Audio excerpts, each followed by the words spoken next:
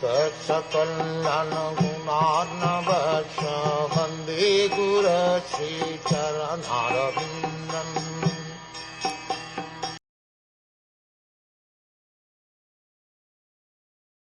By his piety, Vidura achieved the advantages of the pious Kauravas. After leaving Hastinapur, he took shelter of many places of pilgrimages, which are the Lord's lotus feet. With a desire to gain a high order of pious life, he travelled to holy places where thousands of transcendental forms of the Lord are situated. Vidura was undoubtedly a highly elevated and pious soul, otherwise he would not have taken his birth in the Kaurav family. To have high parentage, to possess wealth, to be highly learned, and to have great personal beauty are all due to past pious acts. But such pious possessions are not sufficient for obtaining the grace of the Lord and being engaged in his transcendental loving service. Vidura considered himself less pious, and therefore he decided to travel to all the great places of pilgrimage in the world in order to achieve greater piety and advance nearer to the Lord. At that time, Lord Krishna was personally present in the world, and Vidura could have at once approached him directly, but he did not do so because he was not sufficiently freed from sin. One cannot be 100% devoted to the Lord unless and until he is completely free from all effects of sin.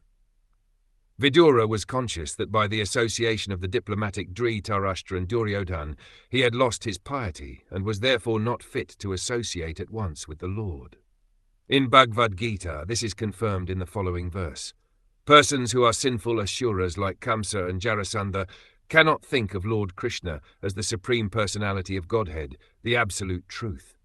Only those who are pure devotees, those who follow the regulative principles of religious life as prescribed in the scriptures, are able to engage themselves in Karma Yoga, and then Jnana Yoga, and thereafter, by pure meditation, can understand pure consciousness.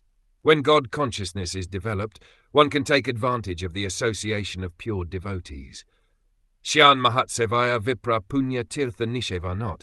One is able to associate with the Lord even during the existence of this life.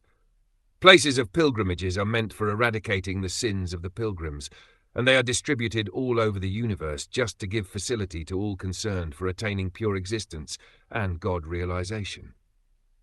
One should not be satisfied, however, merely by visiting the places of pilgrimage and performing one's prescribed duties.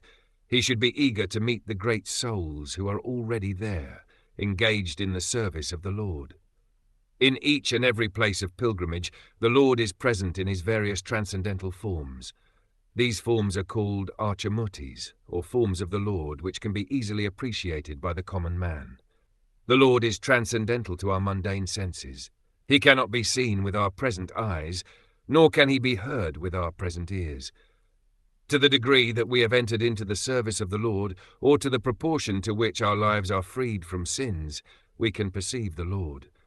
But even though we are not free from sins, the Lord is kind enough to allow us the facility of seeing him in his archamurtis in the temple. The Lord is all-powerful, and therefore he is able to accept our service by presentation of his arca form. No one, therefore, should foolishly think the arca in the temple to be an idol.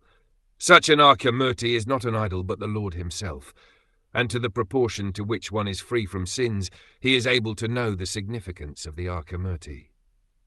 The guidance of a pure devotee is therefore always required.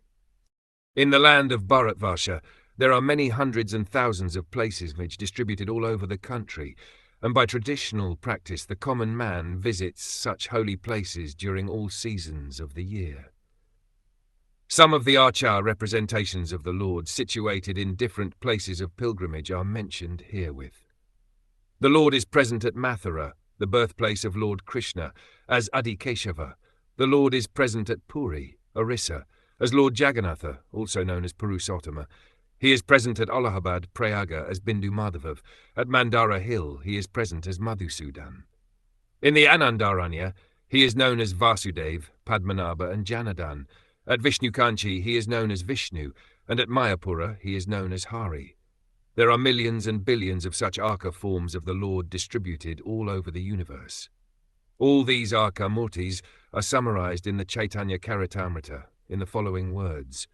The Lord has so distributed himself all over the universe just to give pleasure to the devotees, to give the common man facility to eradicate his sins, and to establish religious principles in the world.